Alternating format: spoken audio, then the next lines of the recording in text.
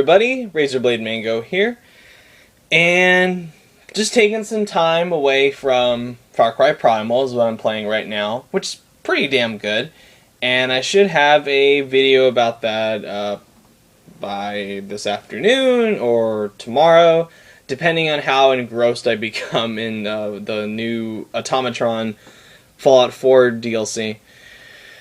So, this video today is going to be about PlayStation, because my oh my, have PlayStation been busy little bees these past couple of weeks. There's been quite a few, most intentional, some unintentional, big stories to come out of PlayStation these past few weeks. So, I'm going to limit it to three stories that I think are worthy. So, let's start with one that actually was revealed just today, not even an hour ago. And it's a pretty sad story. So, Sony apparently has shut down the developers of Drive Club and I think MotorStorm Evolution Studios.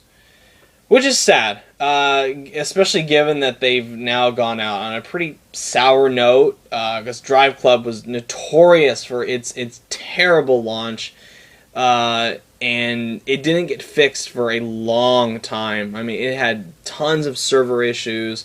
People just couldn't even get to play it, especially with the online-only thing. It was a disaster at launch.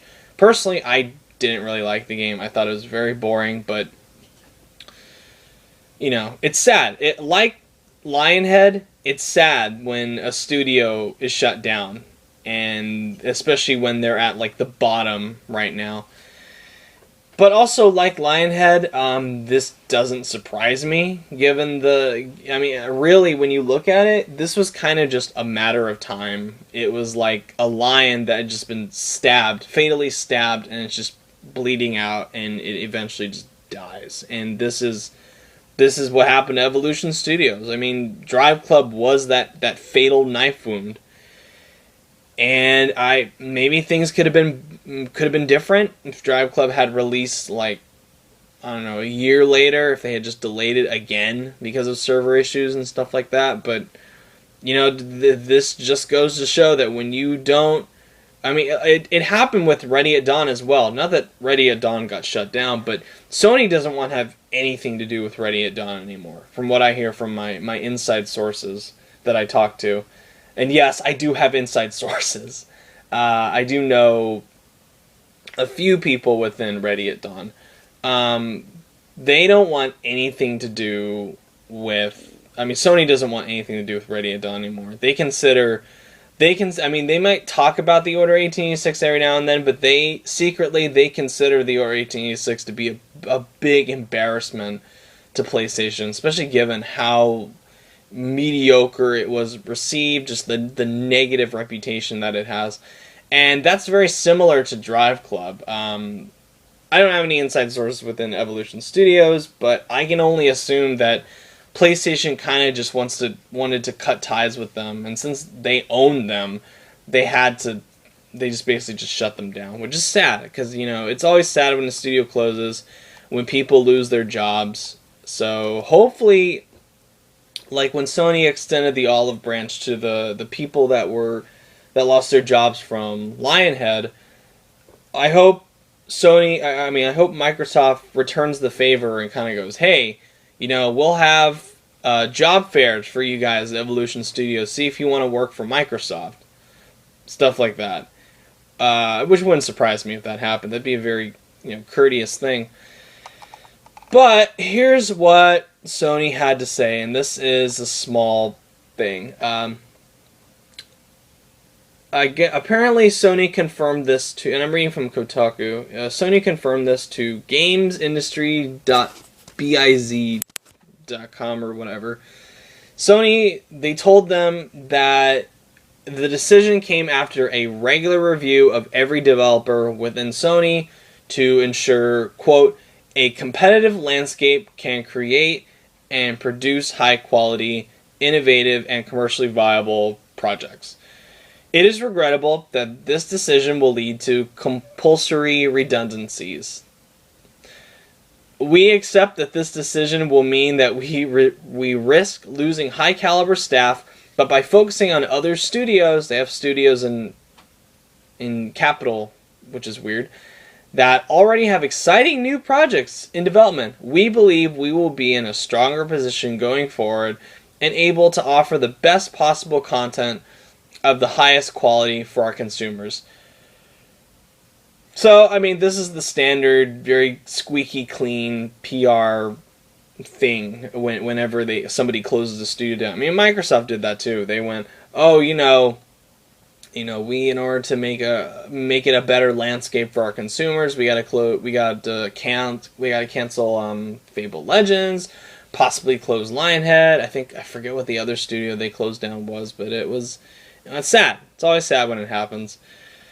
Now, what's interesting is that apparently they were working on a VR version of Drive Club, which, I mean, they just talked about this at their GDC conference, which is really weird, considering it. I mean, I hope, but it's highly likely that this is a situation where Evolution Studios probably didn't even know they were being canned until like the last minute.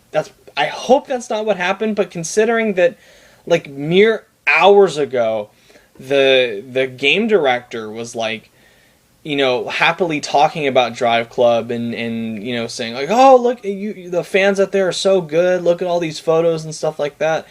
And I mean, Drive Club was gonna... I mean, they just came out with that new... The standalone bikes expansion thing. They get new content every so often. And the VR version. So, this was probably a very last-minute decision. And if I were a betting man, I would bet that Evolution Studios didn't even know about this until probably today. In fact, I would bet that the internet probably found out quicker than Evolution Studios did. Which is shitty, and if that turns out to be the case, fuck you, Sony, fuck you, PlayStation. You cannot do this to studios. No one should do this to studios.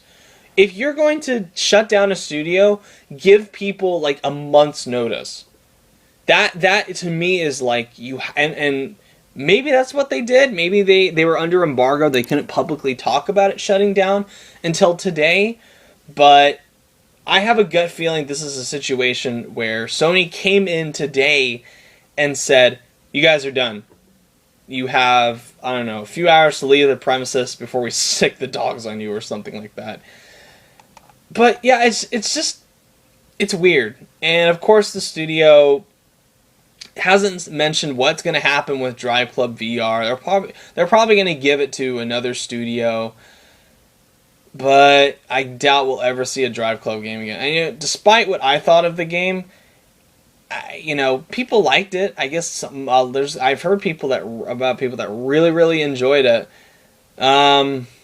So I mean, I doubt they'll ever make another Drive Club game again. Maybe another MotorStorm. Maybe. I've never played any of those games, but from what I hear, it's pretty cool. So, yeah, that's a sad bit of news to start the morning off with. It's always sad when a studio closes, and I hope the guys at Evolution find new work. I hope someone comes out there and scoops these guys up and is like, hey, you're not going to be out of a job for very long. We'll bring you on board. I hope that's what happens, because it's a shame when people lose their jobs. Anywho, moving on to the next story. And this is a rumor. And this comes from Kotaku, who are like the masters of correct predicting leaks and stuff like that. They predicted Assassin's Creed Unity. They leaked Assassin's Creed Unity, Assassin's Creed Syndicate, Dark Souls 3. I mean, this is very credible. I mean, they are very well known for leaking stuff. So, according to sources that were at the GDC conference this past week, apparently Sony is developing a new version of the PlayStation 4, dubbed, I guess it's codenamed PlayStation 4.5. Basically, what this stipulates is it's going to have bigger graphic power. It's going to have better games running in 4K, apparently. It's going to make gaming better for the PlayStation VR. And, I mean, so far that's all we know about it. So really all the sources are like they've talked to developers who of course want to remain anonymous, that they're going to do this, and that, yeah, this is going to happen. This is going to happen, guys. I mean, this is an open secret right now. It's exactly like what Xbox One talked about like a few weeks ago, where Phil Spencer came on and was like, well, we're considering releasing, upgrades to the Xbox One. It's not going to be like a new console, but it will be, you'd have to buy upgrades and stuff like that. So basically turning it into a PC. And I guess now wind is coming in that Sony's thinking about that too, which I have very mixed feelings about this. I understand, and I'm going to come at it from both sides. So for the side of me that's okay with it, in my opinion on that, like for what I think is the good part of this, is that, let's face it, these consoles, these next-gen consoles, despite being next-gen, are really outdated at this point. They are. I mean, they are maybe like what PCs can do on medium or high at this point. I mean, most games can't even come out now at 1080p 60 frames per second on the PS4 and Xbox One. They talk about how it's like super powerful machines, stuff like that, but there's a lot of restrictions to them now. I mean, most games can't even do 1080p 30 frames per second now, which is stupid. I mean, look at Star Wars Battlefront. They came out on 720p on the Xbox One and 900p on the PS4. I mean, it's like a miracle. I guess it's considered a miracle when a PS4 and Xbox One title can do 1080p 60 frames per second. I mean, I don't think Phantom Pain was full 1080p, but it was like 900p or something on the Xbox One, 60 frames. I mean, it was 1080p 60 frames on PS4. I know Doom's going to be 1080p 60 frames per second on PS4. There's a few other games I'm struggling to think of that aren't remasters, because the majority of what is going to be is 1080p 60 frames per second now on these consoles are remasters, like the Tomb Raider remaster, like Last of Us remaster, God of War 3 remastered, the multiplayer for Gears of War Ultimate Edition, stuff like that. So they are outdated, and they could definitely do with some upgrading. I totally understand where they're coming from, especially if they're going to keep on going with this PlayStation VR thing. So let's hope so. I mean, I hope they find a way to beef these consoles up, because I'm sick of these excuses from developers. They're going, well, we can't do couch co-op because of technical limitations. We can't do this because of the architecture. We can't do this. We can't do that. I'm tired of hearing about it. So, and if this is happening, I'm pretty sure this is going to happen. When they finally do that install thing on the PS4, I don't want to hear any crap from EA or Ubisoft or Activision or Konami or any of these companies that talk about how, oh, we can't do 1080p on PS4 or Xbox One. It's just too limited. It's too hard. I don't want to fucking hear it after this upgrade. And, having better graphics will always work with the PlayStation VR. It would be better. It'd be better for people's eyesight. It will just be more comfortable to look at a smoother frame rate, smoother resolution. It'll be good. Now, Here's the other side to it. The part where I go, oh God, no. Because that was initially my knee-jerk reaction when I read this, and I went, oh God, please no. The problem with this, I mean, even with the benefits of, boost in graphics, boost in frame rate, boost in comfortable, looking at the imagery, it's going to fragment the market. And it's going to be like what happened with the Sega Genesis, or what's going on right now with the new Nintendo 3DS, where it's going to fragment the market, where the one advantage to a console over a PC is you don't have to worry about specs from a consumer standpoint. You don't have to worry if your hard drive or your graphics card is able to handle the game. You don't have to worry about that. It's just, when you buy a PS4, any game that's marked with the PS4, you can buy it and be able to play on your PS4. And you have your Xbox One, you have your Wii U, you have your Game Boy. Anything that's marked with that console, you're able to play. Now, that's not the case with PC. My PC is a piece of shit. It would never in a million years be able to run something like The Witcher 3 or Dark Souls 3 or hell, Doom. If my PC tried to run Doom, it would blow up probably. I mean, the most my PC can do is run games from like 2011 on like high settings. It cannot do anything else. It's that bad, and I'm saving up for an upgrade, hopefully. But this is the one advantage that this will take away from consoles if Microsoft and Sony do this, which is a very high possibility. So now if this happens, you're going to have PS4 games that won't be able to work on your PS4 without this upgrade. And parents that buy the PS4 for their kid for Christmas and then buy a game without even knowing what the hell they're doing, they buy the game and it won't work because it's not compatible with your version of the PS4. That is going to suck. That will probably get a shitload of people pissed off at Sony and Microsoft about it. And, I mean, especially Sony, because I'm a Sony pony at heart, is that they will lose that edge in that huge lead that they have in the console race, where they are like dominating sales and press and the amount of like the companies that want to make games for PlayStation 4. The largest install base out of all the consoles so far right now. That will fragment it. That will fuck the whole thing up if they do this.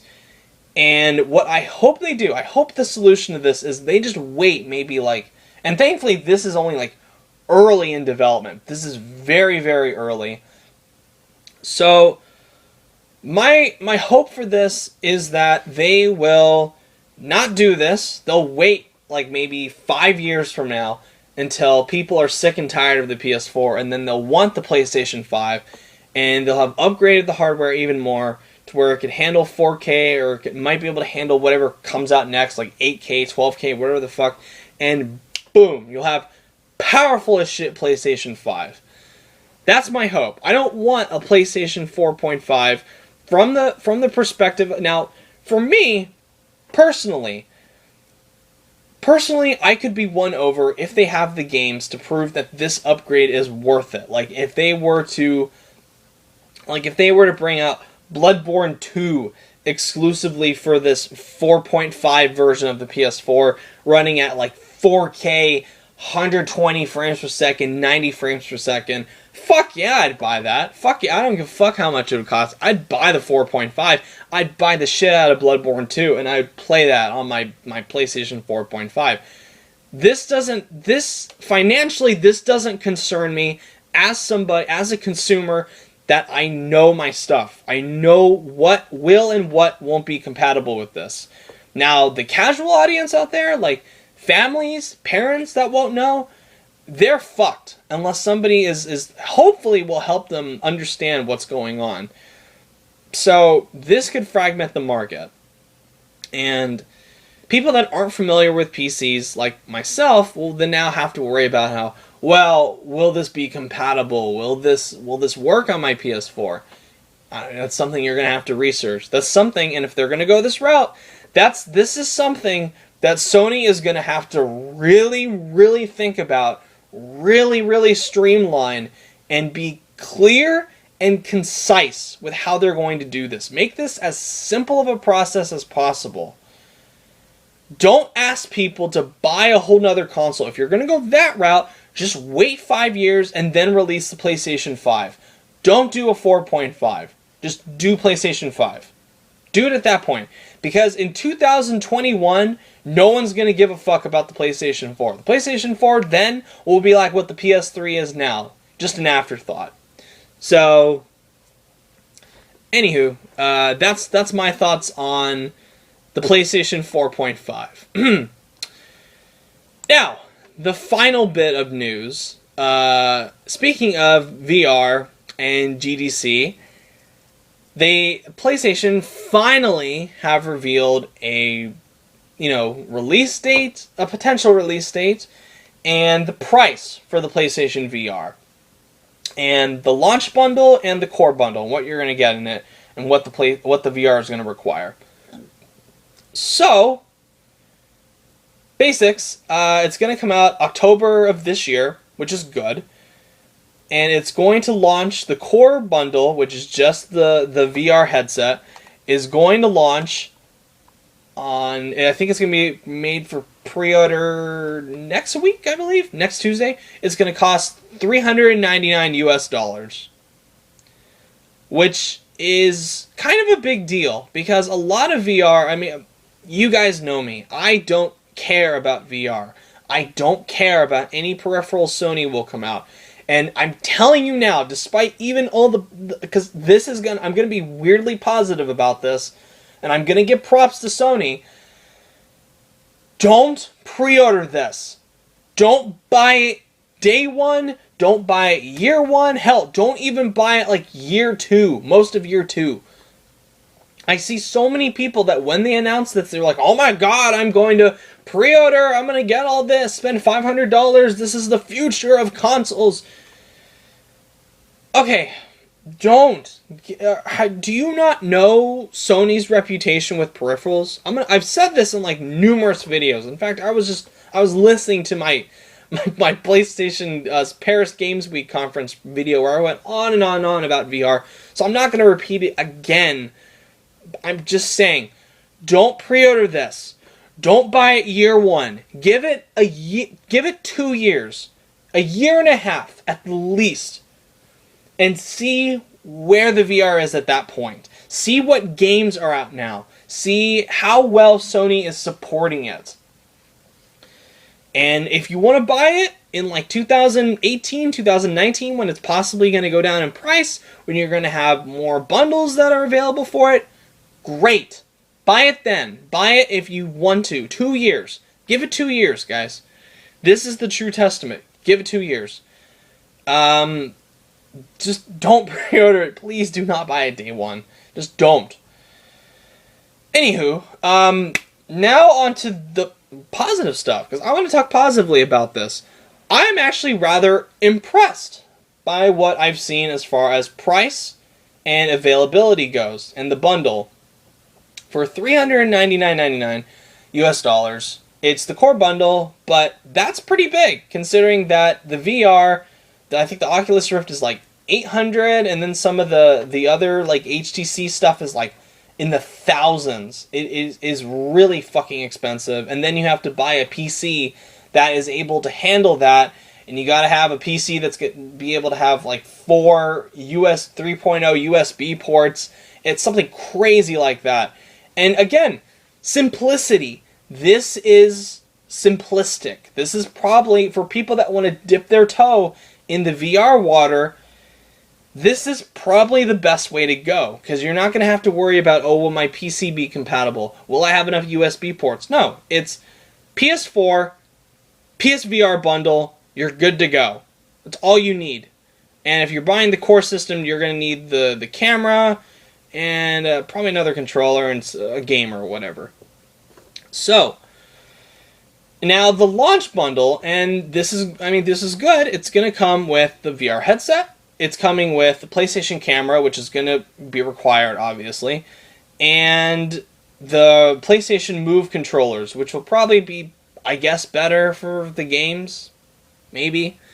And a game called PlayStation VR Worlds, where it is basically a series of 5 small tech demos with how they're going to do this. I think it's like previously ones they've shown, like the one where you explore the ocean, you get trapped in the shark cage and the shark is in front of you. There's one where it's like the London heist, where you're basically like Cockney gangsters and you go and rob a bank and shit like that. So, and then they've announced other stuff, like they're going to have, like I said, they're going to have the Drive Club VR. Maybe now. Maybe not now. They're going to have an exclusive Star Wars Battlefront gaming experience.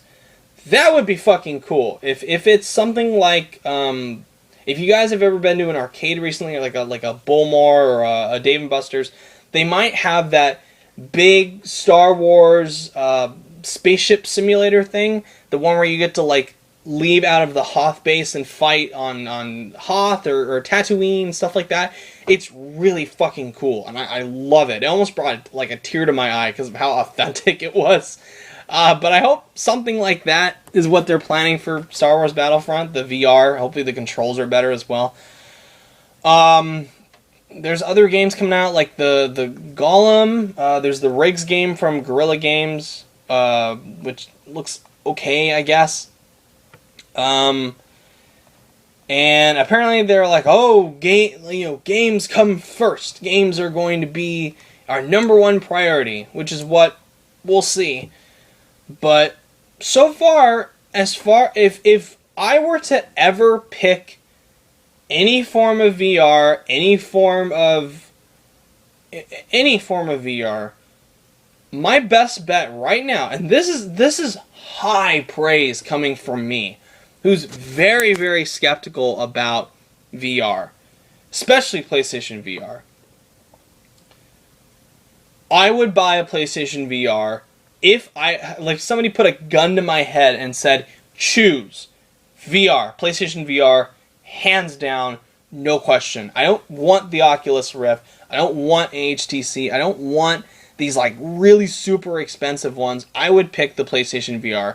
It's easy. You just plug it in, plug the damn camera in, you put the disc in, you play.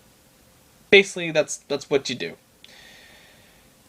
So, yeah.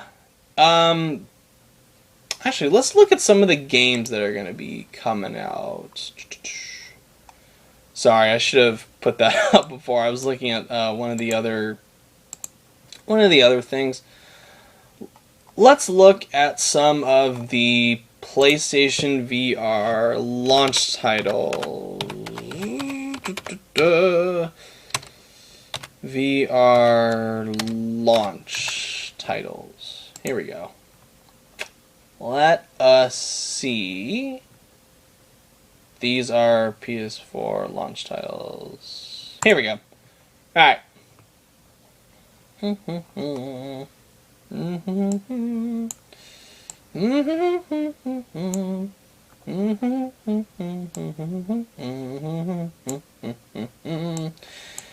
Alright, like I said, Riggs is going to be one of them. There's a game called 100-Foot Robot Golf. Looks weird. Okay. There is Ace Combat 7, which may or may not be launch title, but it looks... That would be cool. That'd be cool for VR, Ace Combat. Battlezone, it's another one of these tank competitive things. Because we're seeing a lot of them recently. There's an Ubisoft game called Eagle Flight. Meh. Maybe, maybe not. Eve Valkyrie is coming to VR.